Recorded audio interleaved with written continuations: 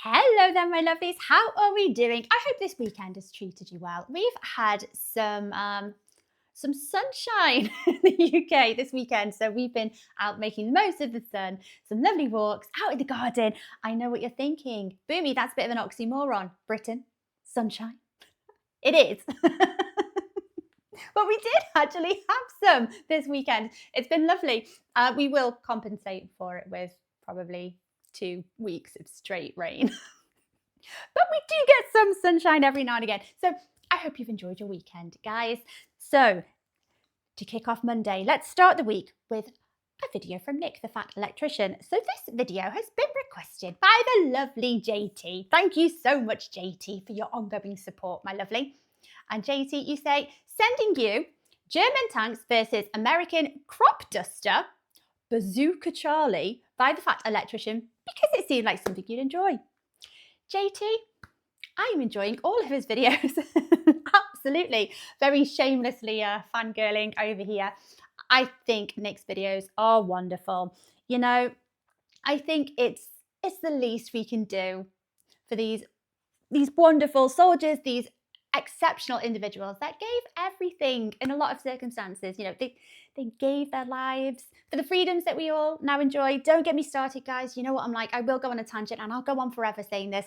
But, you know, I think if the history books don't remember them, then it's the absolute minimum that we can do to regale each other with these stories. I think Nick telling us about the feats and the tales of these individuals that otherwise, if it wasn't for the Fat Electrician and his videos, I wouldn't have heard of a lot of these. And that sounds, I'm ashamed to say that because it sounds so wrong.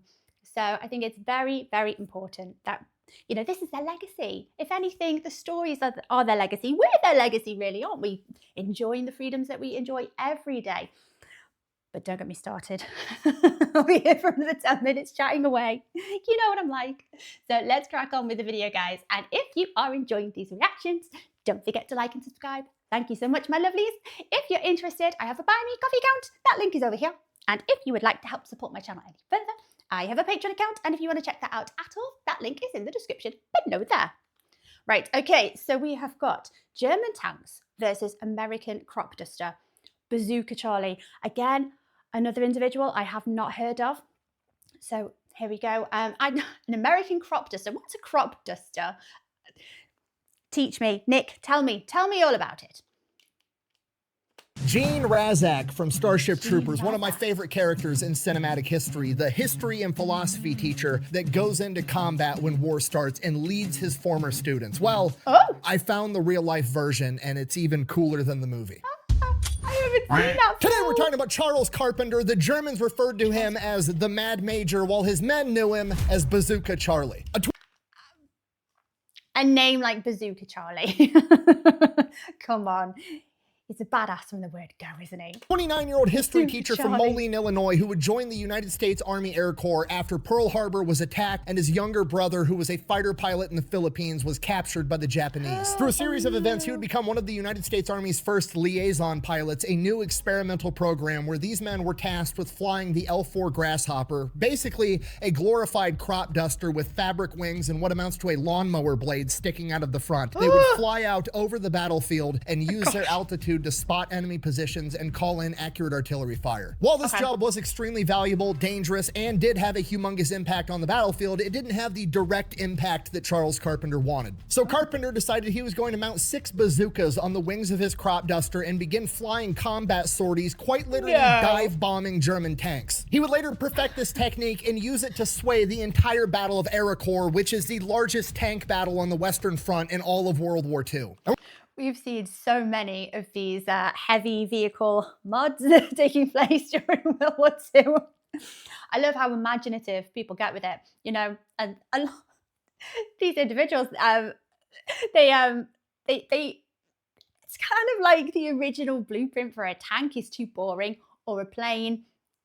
Just strap a load of guns to it, make it significantly more badass. The teacher. Our story begins August Okay. 29th, 1912. Charles Carpenter is born. He is the oldest of 6 kids. He has 2 brothers and 3 sisters. He grows up in Illinois, and like pretty much every other World War II hero we talk about, he grows up dirt poor. You guys know the drill. Unfortunately, the young Charles's dad was not that great of a guy. He had an alcohol problem, he had a gambling problem, and we don't really know how old Charles was when this happened, but in his childhood, his dad would end up losing their 1,000-acre farm in a gambling game, and he would walk out of their lives forever. You lose your farm in a... Ooh, that is a serious gambling problem. You're not just talking about gambling away small fortunes. That's your entire livelihood. That is... Oh, that's horrendous. So many of these great individuals start off with these very, very humble upbringings, don't they? But they're not just humble. That quite often they're an older sibling that feels the weight of the responsibility of taking over from like a father that's passed away or just isn't present in their lives in this case. And his family, his wife, and all 6 kids. Now, something like that happening would absolutely destroy most people, but Charles Carpenter is the main character, and without a positive male role model in his life, he turns to books, he turns to literature, and reads all the great books he can find. And that becomes his positive male role model. That's how he learns how to be a man. And it works. He's super hardworking, he's very intelligent, does great in school, and he's a 3-sport athlete playing football, basketball, and track. Yeah, but he's still, I'll say, a baby. He's had to become a man a lot more prematurely than a lot of boys would these days, and it's a heavy responsibility, isn't it? What's this? Quote, "My creed, I have resolved to exert all of my efforts towards being a nobler and stronger fellow, a gentleman, a scholar, a friend, and a real man. To the best of my ability, I will ever strive for self-control, self-improvement, freedom, wisdom, courage, generosity, truth, and the true nobility before God and men. I will be better. Charles Carpenter." Okay, he wrote that at 17 years old after his dad had lost everything and abandoned him and his family. Okay, the dude knew he was the main character all along. For high school, he gets a full-ride scholarship to Roosevelt Military Academy, and then after that, he gets a full-ride scholarship to Center College in Kentucky, both for football and track. While he's there, he joins the Civilian Training Corps, which is kind of like an old version of ROTC, where you get to become a military officer when you do classes during college. Basically, he has to go off to 2 weeks of training every summer, all 4 years of college, and then once he graduates from college and finishes the program, he's offered a spot as a 2nd lieutenant in the Army Reserves as a pilot. So that's what... I hope his mom was so proud of him. You would be, wouldn't you? But at the same time, it must break your heart a little bit that your son's had to assume, you know, the position of man of the house. I know I keep saying it, but I know it's the making of a lot of characters, a lot of amazing people, but it's a childhood that's been cut short a little bit, isn't it?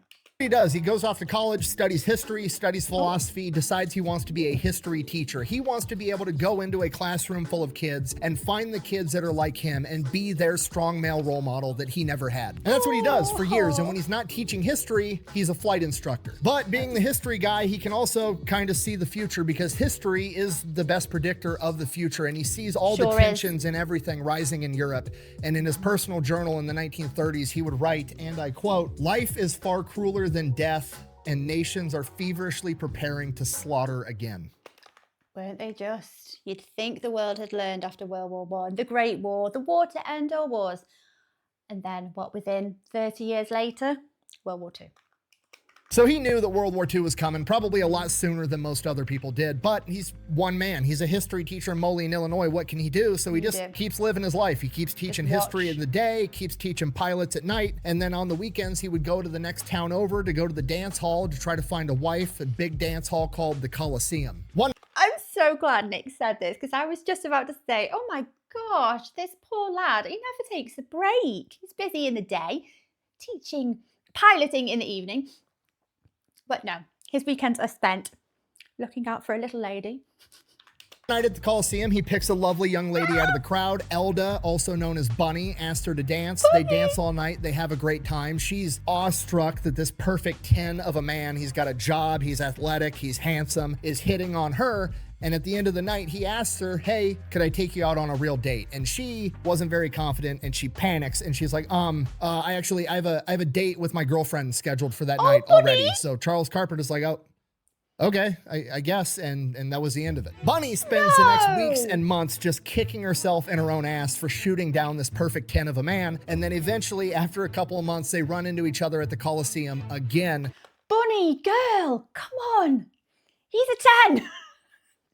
Get in, just dive in. They dance all night, have a great time, and Charles Carpenter shoots his shot again. They go out on a date, and 3 months later, they were married. According to Bunny, and I quote, we were so in love, we couldn't eat. Fast forward, Charles Carpenter is living the American dream. Despite his rough childhood, he's college educated, he's a high school history teacher, living his dream job. He's happily married, his wife is pregnant with their first child, and then in 1941, Japan attacks Pearl Harbor. And at essentially the same time, they also attack the Philippines, where his brother, the fighter pilot, is currently stationed, and they destroy his brother's plane in the opening attack. His brother's now a POW, all of his former students are getting drafted and going off to war, and he could probably get away from the draft. Being at home as a teacher is an important job. He could probably get an exemption, but that's not the man that Charles Carpenter is. So he volunteers to go off and joins the military too at 29 years old. Now, I think a lot of people felt very much like, no, this is my duty. I have a duty to my country.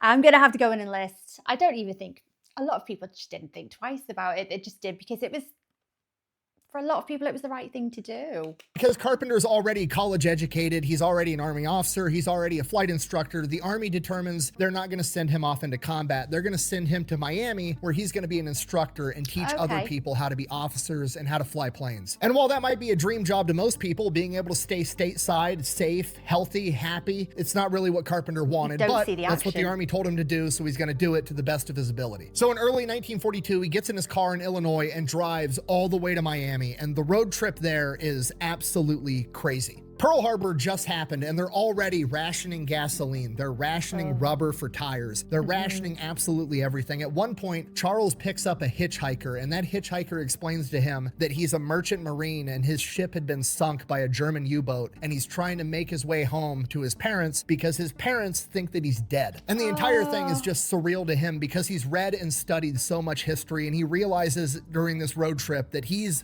now living through history. You're making history. So he gets to Miami, starts doing his job, and it's not his thing. I mean, he's good at it. He can train people how to do stuff. He's a teacher. He knows how to teach. He knows what he's talking about, but he just feels wrong about the fact that he's teaching somebody how to go off and fight a war when he's never gone off and fought a war himself. I think a part of him would feel a little bit like, you know, I'm a very capable pilot. Yes, it's great that I can teach other young men to do this job, you know, as good as I can, but I'm very capable and I should be out on the front lines. I should be out where the action is. So he decides that's what he needs to do. The problem is he's too valuable where he's at. They're not going to let him just change his orders and go join a normal aviation unit and abandon this teaching job because he's the best man for that job. The only way he's going to get out of these teaching orders is if he volunteers for something so dangerous that it's a volunteer-only basis, and he does exactly that. He volunteers to be a glider pilot. Okay, what is a glider? They were used on D-Day. They're a really big deal. Not a lot of people have heard about them. It's basically a giant kite that's shaped like a plane. Ken, I know what you're thinking. Why on earth wouldn't you just, I don't know, fly another plane into combat? Why are you going to tow a plane-sized kite behind you? Well, you got to remember it's World War II. Raw materials are scarce. They're rationing everything. We can't make planes fast enough. We need more planes. More planes isn't an option. So this is the next best thing, to make a giant kite-shaped plane and tow it behind a C-47 into combat and then cut the ropes, and they're going to glide into the battlefield and have a controlled crash landing. And I think we can all agree, pretty crazy proposition for a military job. So obviously not a ton of volunteers. So when Charles Carpenter does volunteer, he gets accepted pretty much immediately. He gets shipped off into the glider training pipeline. First they send him to Tennessee, then they send him to Arkansas, then they send him to South Carolina. He's literally flying a giant kite. They're cutting the ropes and he's practicing his crash landings over and over and over again. And this goes on for months and months and months. And you got to remember, Charles Carpenter is a historian. He's always thinking the big picture. He's always known that these gliders were a bandage fix. They were just something that had to be done. They were not the ideal scenario. On top of that, they also have a very specific niche application of when and if these are ever going to be used. So he kind of starts to feel like maybe he's wasting his time, because the longer this goes on, the more planes America is building, and maybe they're not going to have to use these gliders at all. Maybe he's just wasting his time. And then one day on the bulletin board, there's another list for volunteers for a different crazy flight program called a liaison pilot. Now, conceptually, this job is nothing new. It's basically recon. It's just get up really high, be able to spot the enemy, report what the enemy's doing back to your chain of command. Back in the day, you'd send scouts up on the high ground. Back in World War I, you had hot air balloons. And now in World War II, they're going to have liaison pilots. Why is that dangerous? Because they're flying an L4 Grasshopper, okay, which is literally just a J3 Piper Cub, which is like the most mass-produced trainer plane at this point in time. Like if you were a pilot, you first learned how to fly a plane on a J3 Piper Cub. It's literally the Model T of airplanes. It's got fabric wings, like an 80 horsepower engine, and its top speed is like 85 miles an hour. It's basically a paper mache plane with a lawnmower blade sticking out of the front. And not Okay, I could see the danger straight away. So if you're going into enemy territory, you're on your own, what if you're spotted and you're piloting one of these planes? I was going to say driving. You're piloting one of these planes. What does your retreat look like? How fast is your getaway if you've been spotted? Ooh. Not only is it slow, it has no offensive or defensive capabilities. It can't engage the enemy, and it can't defend itself when it gets engaged. So literally, you're just going up in the air, getting eyes on the enemy, and hoping they decide not to shoot at you. And the reason the Army wants to use this feeble aircraft is because it's super easy to fly on, and you can land it in a random field. You don't need a runway, and you can take off and land in like 300 feet, which is... Are they easy and cheap to manufacture as well? Actually where it got the name the L4 Grasshopper, because it's literally just a J3 Piper Cub, but the Army's got to give it a different name. And when the J3 Piper Cub was going through military testing, they were landing it in random fields, and this green little plane would hit the ground and skip and skid to a halt. And one of the generals said, it looks like a damn grasshopper. And that's how it got the name the L4 Grasshopper. So these liaison pilots are going to be operating like a mile behind the front line, taking off from a random field, loitering over the battlefield for hours, calling in artillery, and reporting back enemy troop movements to their chain of command. Basically, liaison pilots in the L4 Grasshopper is the world's first version of a recon drone, except for, you know, the whole point of a drone is you can go do dangerous shit and not put your men in harm's way, but... Yeah, they're operated from a distance and no one is physically present. So if it's spotted, you know, no one's in danger, but you haven't got that benefit here.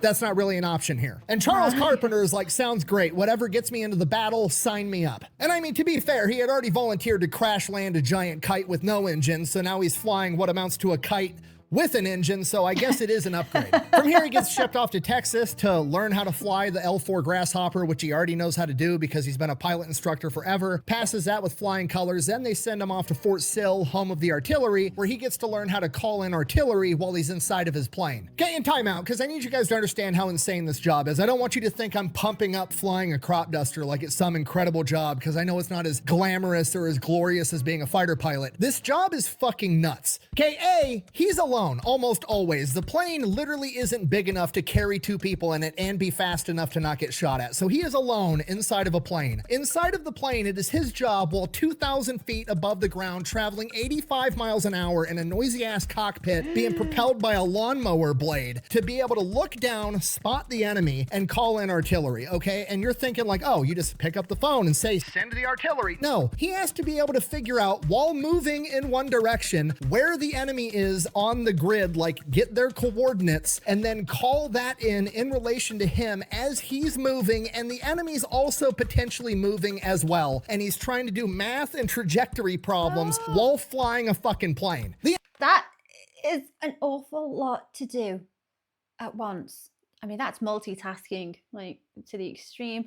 Okay, this is not a straightforward position at all. And like Nick said, this is a loud plane that is not very capable of getting away very quickly. He's on his own. It's just approaching into enemy territory with these really noisy engines, like, hey, I'm just gonna spy on you and tell everyone where your location is. Entire job is literally fly a plane, hope to God you don't get shot down, and while you're flying the plane, have the world's shittiest math quiz, and if you fail, you or your buddies die. So is being a liaison pilot as glamorous as being a fighter pilot? No, absolutely not. But I would argue that they have way bigger balls. I mean, as an outsider looking in, which job would you rather have? Option A, you could be a fighter pilot, basically take up what amounts to a hot rod covered in machine guns and zip around the battlefield shooting at the enemy. Or B, you could take up your grandpa's Cropduster, traveling at the speed of smell with no weapons to fire at the enemy or defend yourself, and the entire time that you're loitering over the battlefield hoping you don't get shot down, you're doing Sudoku puzzles with life or death consequences for you and your buddies. Okay, if you're not picking up what I'm putting down, I'm trying to articulate to you that liaison pilots are highly underrated. These are quite literally Iron Men flying paper planes. Sorry, I'm getting sidetracked. Charles Carpenter completes his training, gets his L-wings, officially becoming a liaison pilot. From here, he gets assigned to the 4th Armored Division in Patton's 3rd Army. So he goes out with the 4th Armored Division. They're training out in the deserts of California, getting ready to go into theater, and very quickly he becomes the top liaison pilot in the entire 4th Armored Division. He is essentially now the man in charge of all the other liaison pilots, both because he's extremely capable, but also because he's like in his early 30s at this point in time. He's an older dude by standards. He's more mature, he's a teacher, he's college educated, he's just the right guy for the job. Because of this, he essentially becomes the personal pilot for the general of the 4th Armored Division, John Shirley Wood, a man who's described as being broad in the shoulders and even broader in the waist. And remember, a bit cheeky. Okay, so I know Nick hasn't said it yet, but dad energy? Yeah, when I hear something that sounds funny, I'll repeat it relentlessly. We've got big dad energy going on here, guys. Remember, the L4 Grasshopper, not really meant to have 2 people inside of it, and the general is a big boy. Charles Carpenter, also a pretty big guy. They are way overweight when he's flying this general around. So not only does he get used to flying a over-encumbered L4 Grasshopper, but he also ends up becoming really good friends with the general, again, because he's one of the only older guys around. Everybody else is a 19-year-old kid. He's super well-read. The general's probably super well-read. They become homies. And both of these things are going to save his ass later on. Early 1944, Charles Carpenter and the rest of the 4th Armored Division head off to Great Britain. They're training there. They're getting ready. That goes on for a couple of months. D-Day happens in June of 1944, and by July of 1944, Charles Carpenter and the rest of the 4th Armored Division go into France. Right out of the gate, he's doing his job exactly how he's supposed to. He's going up. He's doing recon. He's calling in artillery. He's being the personal pilot for the general whenever he needs it, and this goes on for a couple of weeks, and the entire time, every mission, it starts to eat at him more and more. He feels like he's not doing enough. He's not going out there and confronting the enemy. He's just loitering above the battlefield. He's cutting himself and his contribution short. And then he gets his chance to confront the enemy in person on August 1st, 1944, outside of a French town known as Avranches. I want to be clear, we don't know the exact context of how this unfolded, but we do know that he was in a Jeep by himself conducting forward reconnaissance, looking for an empty field to land his plane and all the other L4 Grasshoppers. Now, the fact that he's going out by himself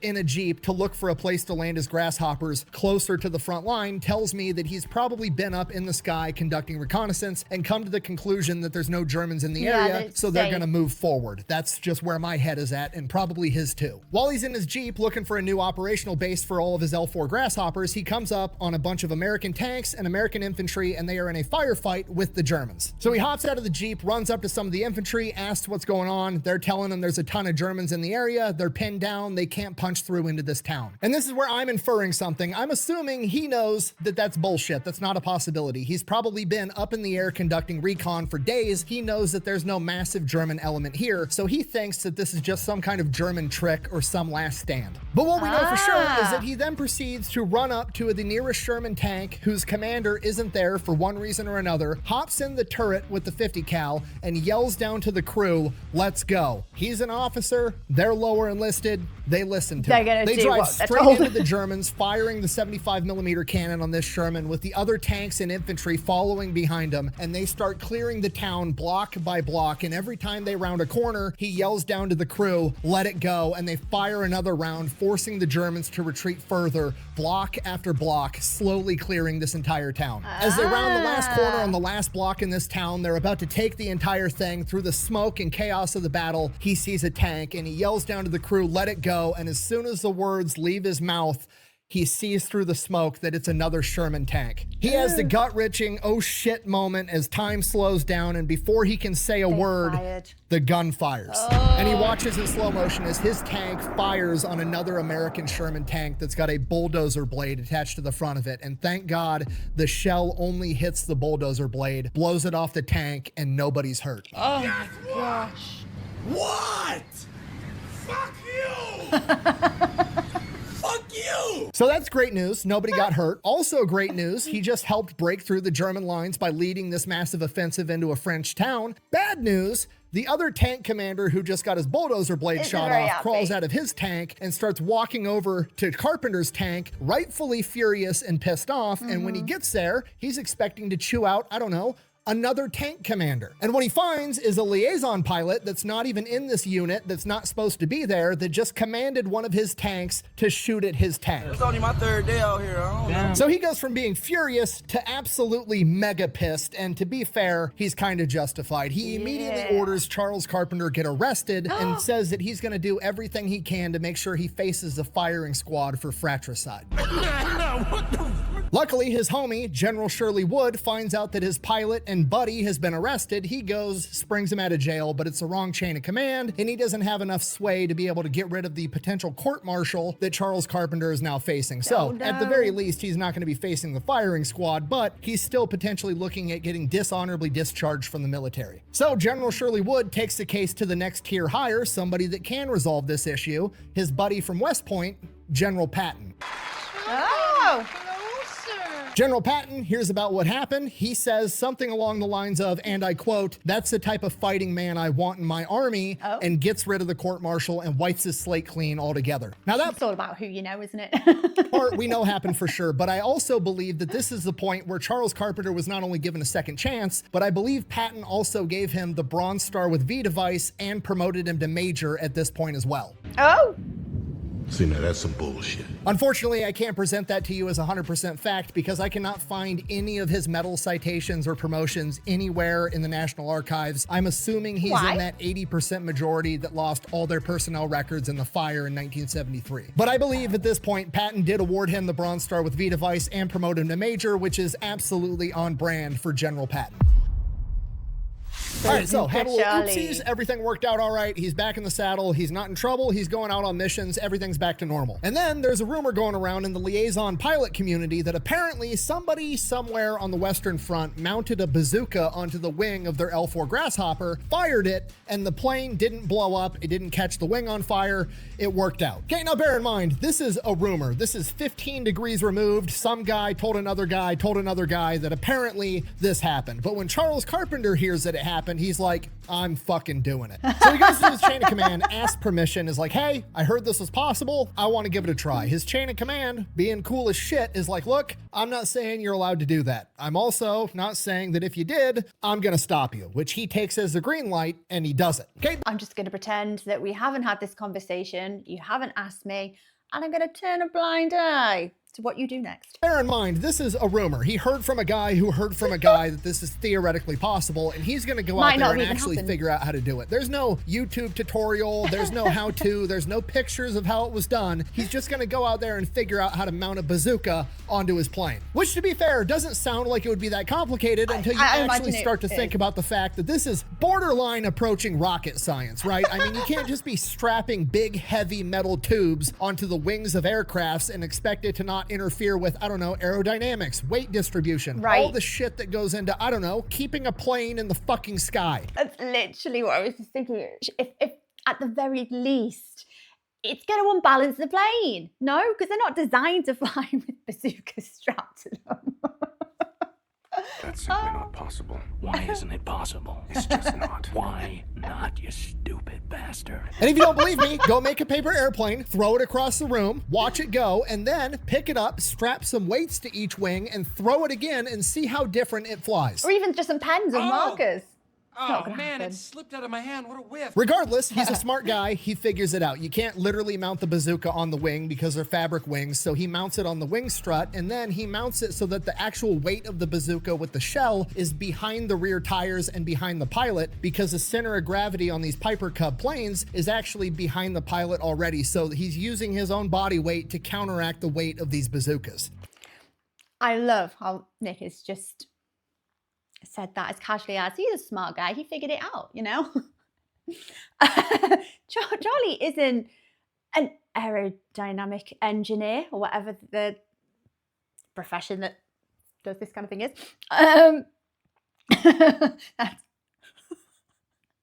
He just figured it out. Yes, science. So he ends up mounting one bazooka on each side of the plane, does a test run, it flies okay. Then he runs electrical wires into the cockpit on a panel where he can fire each bazooka individually or both at once. That's Goes not up just on a figuring test it run, out. fires the bazookas, doesn't light the wings on fire, doesn't blow them out of the sky. He's actually able to semi-accurately shoot these bazookas. He lands and it's like the holy shit, that actually worked. At which point he has a wonderful idea. You know what's better than 2 bazookas? Oh. That's right, 4 bazookas. So he mounts 4 bazookas on his plane, goes up, does a be test run, it symmetrical. works, comes back down, lands. You know what's better than 4 bazookas? 6 bazookas. Oh. Goes up, does I was just going to say 8. the test run, it works again, comes back down, and lands. You know what's better than 6 bazookas on an L4 Grasshopper? Here I come. An L4 Grasshopper with 6 bazookas and a dope-ass paint job where he names his plane Rosie the Rocketer after Rosie the Riveter. From here, Yeah, come on, guys, because 8 or 10 would have just been stupid. Rosie the Riveter! Yes! he takes his Grunts and Crafts project into combat. From here, things get a little bit fuzzy because, again, a lot of the documentation was probably lost in a fire in 1973, and there probably wasn't a lot of great documentation taken at the time to begin with, Anyway, because, yeah. again, he's a one-man show. If there's not a witness to verify whatever he said happened, Then it they didn't can't really happen. prove it. They can't officially say that it happened. But what we do know is outside of Sens, France, there was some German tanks and some German armored cars that were now apparently on fire and blown up. We don't know if they were from his bazookas or from him calling in artillery or a combination of the two. I like to think it was a combination of the two. Yeah. So Charles Carpenter, after presumably destroying a German convoy by himself and or with the help of artillery, decides, you know what, I'm gonna go land my plane in a field next to this burning convoy and inspect it and see what happened. I wanna see how good these bazookas are performing. So that's what he does. Lands his plane in the field, grabs a gun, goes out there to inspect it, finds 6 surviving Germans and takes all 6 of them as prisoner, and then proceeds to put bullets in the engine blocks of all the remaining vehicles that weren't burning yet. Okay, do you understand how ridiculous and gangster this is from the German perspective, okay? Because at this point in time, the German ideology was, if you see an American spotter plane, if you see a Grasshopper up in the sky, they don't have guns. They can't really hurt us. They can just call in artillery Just and leave have it. that rain down on our heads. Oh, So the okay. strategy for them at the time was, if you see it, hide from it, don't shoot at it and give away your position, because he's gonna call in artillery. Best case scenario, you shoot down a $2,000 plane and take out one guy, and he dumps artillery on your entire unit. It's a bad trade. So usually they just ignore him. So the Right, okay, ignore it. Can't defend itself. You're going to waste ammunition and you're going to give positions away if you engage in fire or if you try and shoot down this plane. Don't bother. Hide, let it go. Then it's harmless. Until Bazooka Charlie.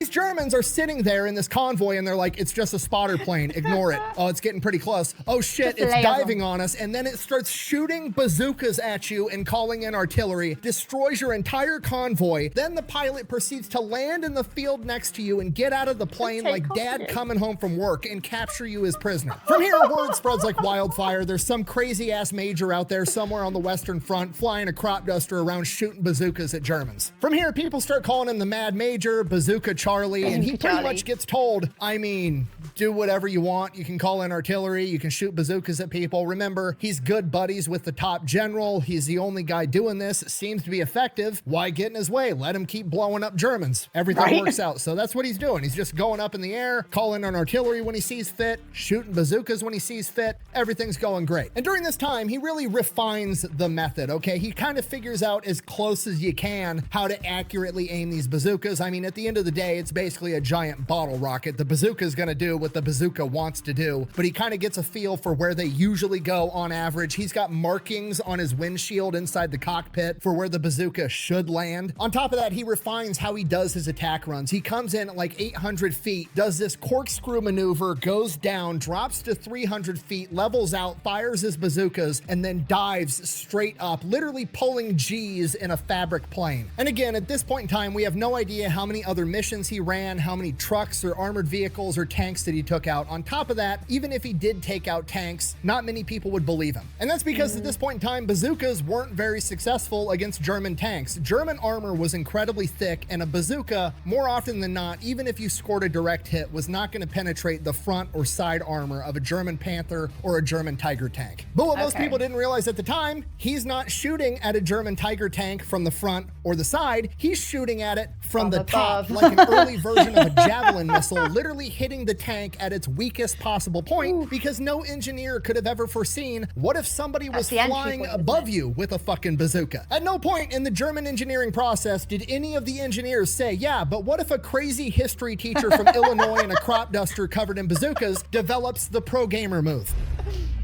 Defend the top. Okay, if you're not picking up what I'm putting down, I'm trying to tell you it's not only possible for Bazooka Charlie to take out a German tank with his crop duster, it's probable. The only problem is it's one of those things you're gonna have to see to believe, and he's a one-man show, so nobody's seen it but him. Yeah. Yet. All right, September 19th, 1944, the Battle of Arracourt, right outside of Nancy, France. It is the largest armored battle on the Western Front in all of World War II. The Germans have approximately 262 tanks and armored vehicles, and the Americans have approximately 140 Sherman tanks. The Germans have the upper hand, but per usual, the Americans have air superiority. Problem, it's foggy as shit and the planes can't fly. Regardless, Charles Carpenter goes up anyways. Under the cover of the fog, the Germans start advancing, and after about an hour of loitering over the battlefield, Charles Carpenter finds a break in the fog, and what he sees is a German column advancing, and there's 6 soldiers pinned down at this watering point. It's the only place to get fresh water, and they were filling up water tanks for the rest of the unit. Bazooka Charlie sees what's unfolding, immediately takes action, goes into his corkscrew, dives down on the first tank, fires his first 2 bazookas. Both of them are a miss. Pulls up, circles back around, does his corkscrew maneuver again, dives again, fires 2 bazookas, hits the lead tank. The crew has to bail out. And the 6 guys that were getting water are watching this entire thing unfold, and they are the first people to ever see Bazooka Charlie take out an enemy tank with a bazooka strapped to a crop duster, something that nobody would have thought was possible. Holy fucking shit. I wish we had like a testimony from one of these 6 soldiers and just what they actually thought was going on at the time. I think it probably would have been very similar to this. And Bazooka Charlie's still got 2 more bazookas fresh in the tank, pulls up again, circles back around, does his corkscrew again, dives on another tank, scores a direct hit. The Germans have no fucking idea what's going on. There's just a tiny little plane spawning out of the fog, taking out all of their tanks. They think it's some type of new weapon or an ambush or something crazy is going on, so they panic and retreat. The water crew escapes unscathed. They later confirm that he did in fact take out 2 enemy tanks, giving him his first 2 confirmed tank kills. He then flies back to base, has his ground crew reload the bazookas, and goes back up, fires all 6 bazookas again, goes back, reloads the bazookas again, goes back up, fires them all again. He fired no less than 16 bazooka rounds that day. Bear in mind, again, we have no idea how successful he was overall because he's a one-man show and he had to have witnesses to confirm stuff, but by the end of the day, he had ground confirmation from multiple other people that he had for sure destroyed 2 German Panther tanks, 2 armored vehicles, and at least 12 ground troops. But his impact on the overall battle was so much bigger than that because, again, the fog cover was preventing America from having air superiority, meaning that the Germans had a humongous upper hand. But Charles Carpenter going out in the fog, preventing them from advancing, throwing the Germans off their game, kept them on their heels long enough for the fog to lift, and by the time they realized what the fuck was going on, and it was one crazy guy in a crop duster, America had regained air superiority and flipped the entire battle on its head. By the end of the Battle of Arracourt, America had lost 30 tanks. The Germans had lost over 200 tanks and armored vehicles.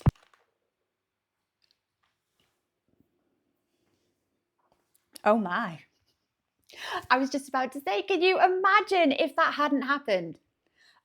What would the outcome have been if it went for Bazooka Charlie here? I was just wondering.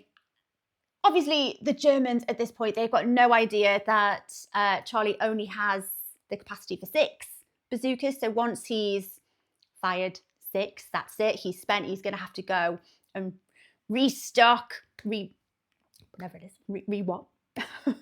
Reimburse this ammunition.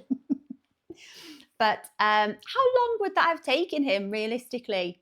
How close by? Did he have to fly backwards and forwards? Well, it doesn't sound like it's that far away because he managed to fire 16 bazookas. At the absolute minimum, I think the confusion that Charlie would have caused for all of the German tanks here trying to advance further, I think that is worth its weight in gold, because it's like planting that seed of doubt. I think the Germans must have been so confident in the fact that, you know, the weather, it's foggy, the Americans aren't going to have their air support. It's looking like a huge German advantage here, isn't it? And realistically it was. And they must have felt so overwhelmingly confident. And then to have Charlie turn up and cause absolute chaos. Oh, can you imagine? It must have filled them with such confusion, despair, and just, oh, I love it. I love it. Okay, we're on chapter 6, the Mad Major.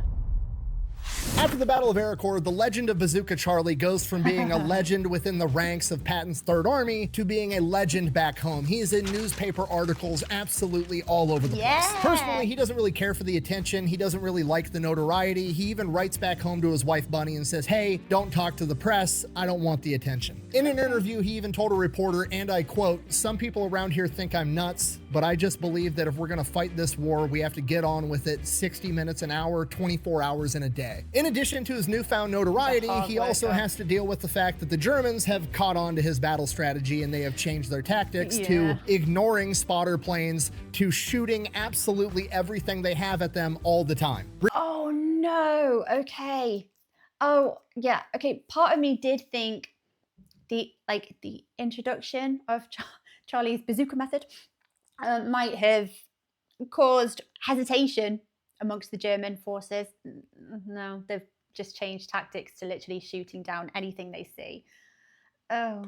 Regarding that, he told a reporter, and I quote, word must be getting around among those to watch out for cubs with bazookas on them. Every time I show up now, they shoot everything they have. They never used to bother cubs. Bazookas must be bothering them a bit. Despite that, Bazooka Charlie goes out and continues to do Bazooka Charlie things, keeps going out on missions, keeps shooting his bazookas, keeps calling in artillery. And again, I reiterate for like the 15th time, we don't know how many enemy tanks and armored vehicles he took out during this time period because, again, he's a one-man show and everything has to have multiple eyewitnesses to be confirmed. Despite that, over the next month in October of 1944, he manages to bag 4 German tank kills confirmed, 2 of which were the German Tiger heavy tank, the baddest tank of World War II. The other 2 were allegedly Panther tanks, one of which was leading an entire column of tanks down a narrow road with ditches on either side, and Charles Carpenter dived on the lead tank, took it out, and then called in artillery and destroyed the entire column. Bazooka Charlie continues with his antics all through October, November, December, January. Again, documentation's not that great, but some accounts claim as many as 14 confirmed tank kills, as well as over 20 armored vehicles and countless enemy machine gun positions and ground troops. And somewhere along the line, he is also awarded a Silver Star and an Air Medal with Oak Leaf Cluster. But by February of 1945, he's hurting. He's got this massive lump on his neck. He has no idea what it is. He's extremely fatigued and tired, and he ends up getting hospitalized with battle fatigue initially. Army doctors don't know what to make of this lump on his neck. They send him off to Paris. He gets surgery, gets this massive lump removed, and he gets told that he has Hodgkin's lymphoma. They try to give him radiation treatment, but the Hodgkin's lymphoma is so advanced that they basically tell him,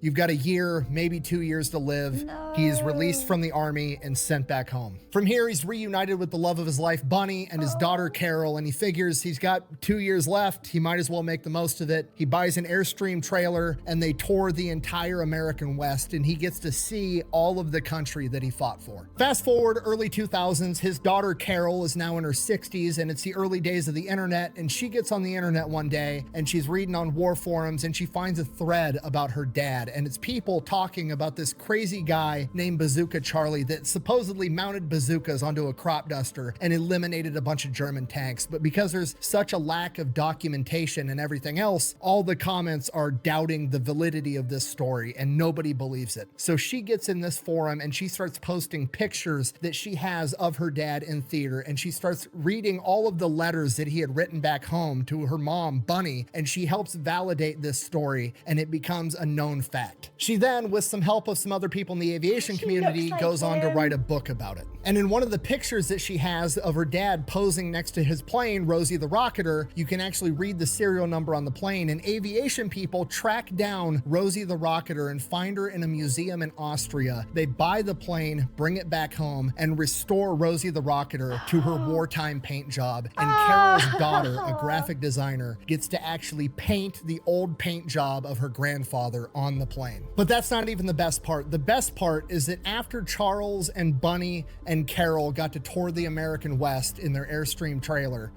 Charles felt great.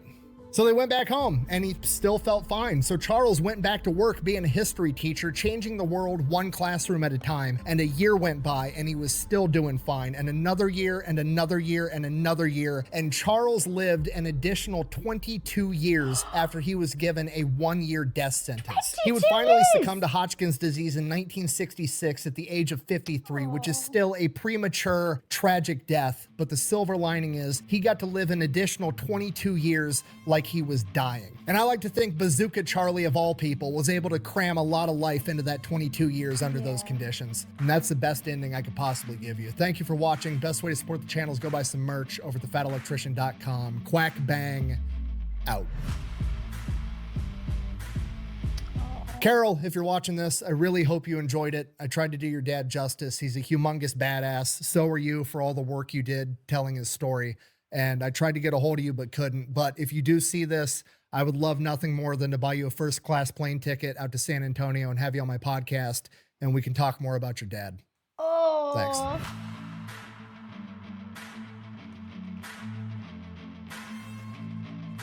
Double checking there's nothing at the end of the video. You know what I'm like. Gene. Now, you know I'm going to ask, did that happen? Did it ever happen? Did he ever get hold of her and have a chat on the podcast? Or just get a hold of her at all? Oh, it's awful about Charlie's diagnosis, absolutely. But like Nick said there, you know, he lived for another 22 years, and I imagine that he spent every one of those 22 years, every one of those days, living life to the full, because you would, wouldn't you? If you knew there was a timer on the rest of your life and you thought it was going to be a lot shorter than it was, you would live every day loving your family as much as you possibly could, getting experiences that you always wanted to do before you pass away. And that's in itself, that's quite the blessing. So his daughter did grow up knowing her dad. It's very bittersweet, isn't it, really? Bless him. What an absolute badass. You knew he was going to be a badass with a nickname like Bazooka Charlie. Oh my gosh. I love how there's so many elements of like World War I and World War II. There's so many things that are trial and error. And then when they work, people are just like, oh, just let it carry on. Bazooka's fixed to these grasshopper planes. Well, it's working, so it's fine. Don't fix what's not broken. Oh, that was such a brilliant story. Thank you so much, JT, for requesting that video. I do. I've not found a single one of Nick's videos that I don't enjoy. I love every one of them. Another brilliant tale from an amazing person here. And all of these people are so, quite often they're very humble, aren't they? Like, they don't want the attention. They're doing the job for their country. They're doing it because it's the right thing to do. They're not interested in press. They don't want the attention. Yes, majority of these very humble people. Anyway, guys, thank you for watching along with me. I hope you enjoyed that as much as I did. Take care of yourselves, my lovelies, and I will see you next time. Bye-bye.